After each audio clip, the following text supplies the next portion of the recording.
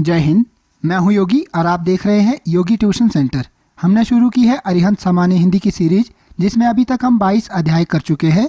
यदि अभी तक आपने वो वीडियोस नहीं देखी है तो डिस्क्रिप्शन बॉक्स में आपको उनका लिंक मिल जाएगा, वहां पर जाकर आप उन वीडियोस को देख सकते हैं।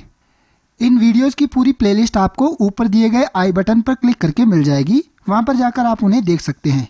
आज का अध्याय है अध्याय 23, संक्षेपण। संक्षेपण का अर्थ है किसी विस्तृत अवतरण अथवा कथन को इतना संक्षिप्त करके लिखना कि उसका मूल भाव सुरक्षित रहे और उसमें अनावश्यक बातों का समावेश न होने पाए। संक्षेपण को सार लेखन, संक्षिप्तीकरण, संक्षेप लेखन और संक्षेपिका लेखन भी कहते हैं। विद्वानों ने इसकी परिभाषाएं इस प्रकार की हैं। संक्षेपण वह रचना रूप है जिसमें समाज शैली के माध्यम से किसी रचना का सार तत्व उपस्थित किया जाता है। संक्षेपण कैसे करें? शैलेंद्र नाथ श्रीवास्तव।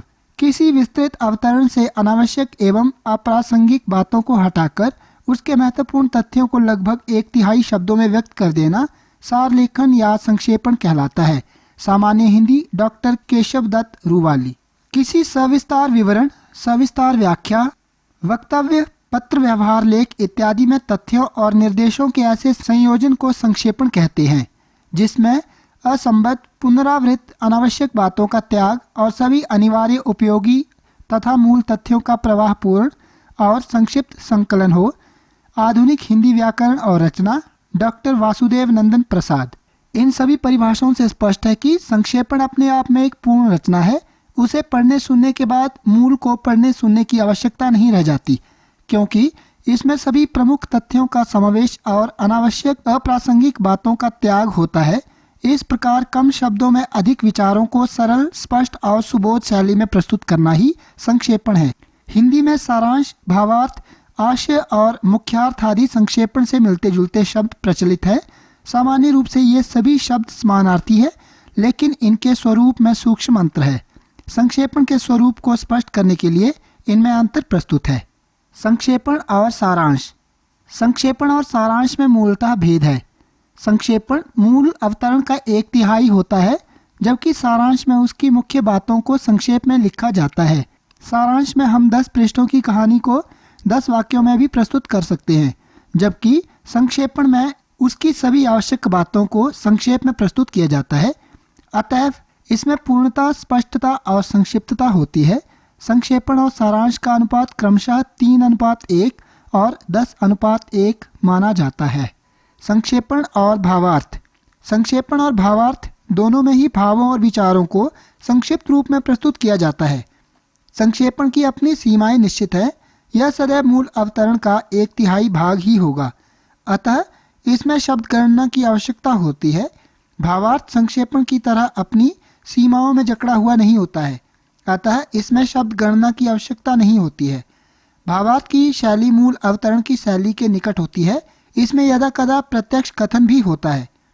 संक्षेपण की शैली मूल अवतरण की शैली से भिन्न होती है और यह सदैव परोक्ष कथन में ही प्रस्तुत किया जाता है। संक्षेपण और आशय।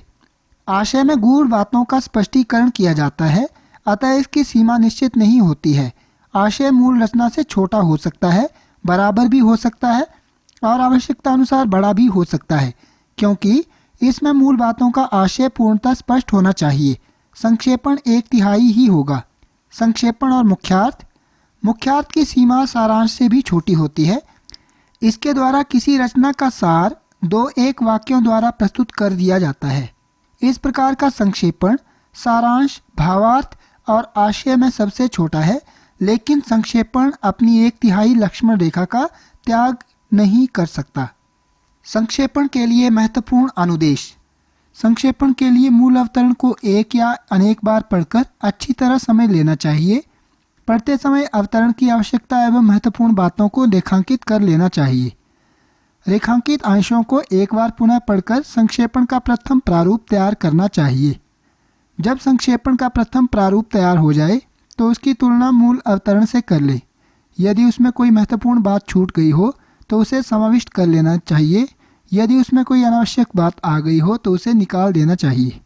इसके उपरांत मूल अवतरण की शब्द संख्या गिन ले। ध्यान रखें कि संक्षेपण की शब्द संख्या मूल अवतरण की शब्द संख्या का 1/3 होनी चाहिए। 2-4 शब्दों का अंतर हो सकता है, अधिक नहीं। संक्षेपण सदैव अन्य पुरुष में ही करना चाहिए, अर्थात प्रत्यक्ष कथन को परोक्ष कथन में बदल लेना चाहिए।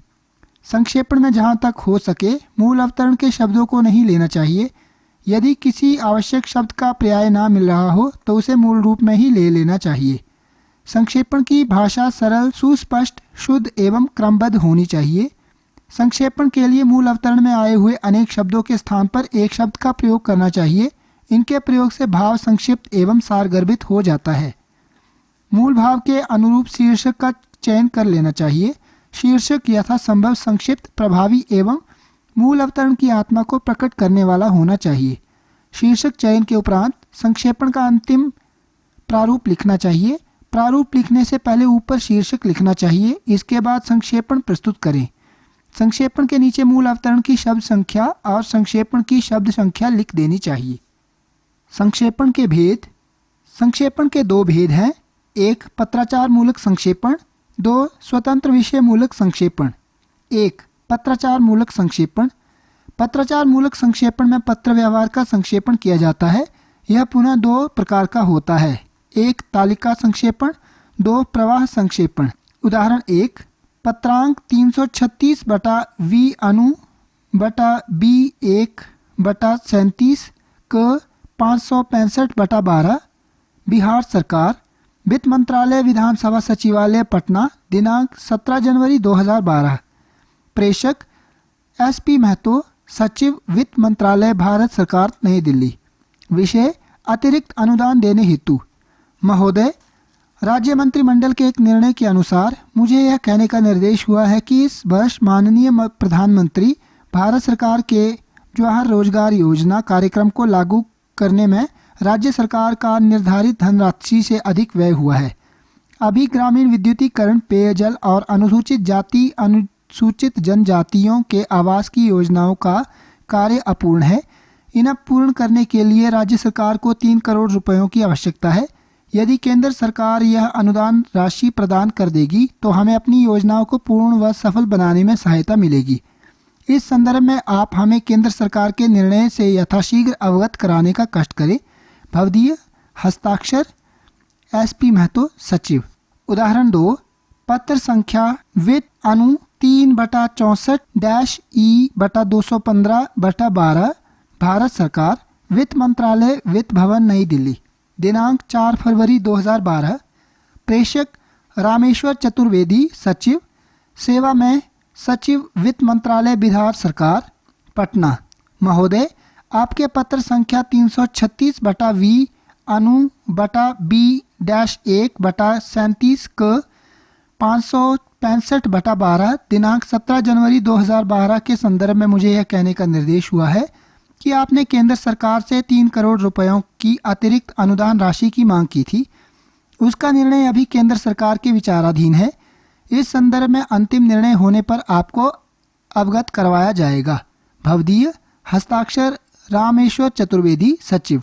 उक्त दोनों पत्रों का तालिका संक्षेपण। क्रमांक संख्या 1 पत्र संख्या 336/V अनु बटा B-1/37 क 565/12 दिनांक 17 जनवरी 2012। प्रेषक श्री SP महतो, सचिव, वित्त, बिहार सरकार, पटना। प्रेषिती सचिव, वित्त, भारत सरकार, नई दिल्ली। विषय संक्षेप। जन कल्याणकारी योजनाओं की पूर्ति हेतु 3 करोड़ रुपयों के अतिरिक्त अनुदान की स्वीकृति प्रार्थनीय है। क्रमांक संख्या 2 पत्र संख्या वित्त अनु 3/64-E/215/2012 दिनांक 4 फरवरी 2012। प्रेषक श्री रामेश्वर चतुर्वेदी, सचिव, वित्त, भारत सरकार, नई दिल्ली। प्रेषिती सचिव, वित्त, भारत सरकार, पटना। विषय संक्षेप। प्रकरण केंद्र सरकार के विचाराधीन है। अंतिम निर्णय होने पर अवगत कराएंगे। उक्त दोनों पत्रों का प्रवाह संक्षेपण। बिहार सरकार के वित्त सचिव ने पत्र संख्या 336/V अनु B-1/37 क 565/12 दिनांक 17/1/2012 द्वारा भारत सरकार के वित्त सचिव से जन कल्याणकारी योजनाओं के संचालन हेतु 3 करोड़ रुपयों की अतिरिक्त धनराशि मांगी। भारत सरकार के वित्त सचिव ने पत्रांक V-3/64 E/215/12 दिनांक 12 फरवरी 2012 वित्त सचिव के बिहार सरकार को लिखा कि उक्त प्रकरण केंद्र सरकार के समक्ष विचाराधीन है। अंतिम निर्णय होने पर अवगत कराया जाएगा। विद्यार्थियों के अभ्यास के लिए अन्य गद्यांशों के उदाहरण आपको PDF में मिल जाएंगे, वहां पर जाकर आप उन्हें देख सकते हैं। इस अध्याय की PDF का लिंक आपको नीचे डिस्क्रिप्शन में मिल जाएगा, वहां पर जाकर आप इसे डाउनलोड कर लें और वहां पर जाकर ही आप इसका अभ्यास भी कर सकते हैं। यदि आपको यह वीडियो पसंद आई हो तो कृपया वीडियो को लाइक व शेयर करें। साथ ही यदि आप चैनल पर नए हैं तो चैनल को सब्सक्राइब करना ना भूलें। साथ ही घंटी का आइकन भी दबा दें ताकि हमारी आने वाली वीडियोस की नोटिफिकेशन आपको मिल जाए। बहुत जल्द मिलेंगे अगली एक वीडियो के साथ। तब तक देखते रहिए योगी ट्यूशन सेंटर। जय हिंद।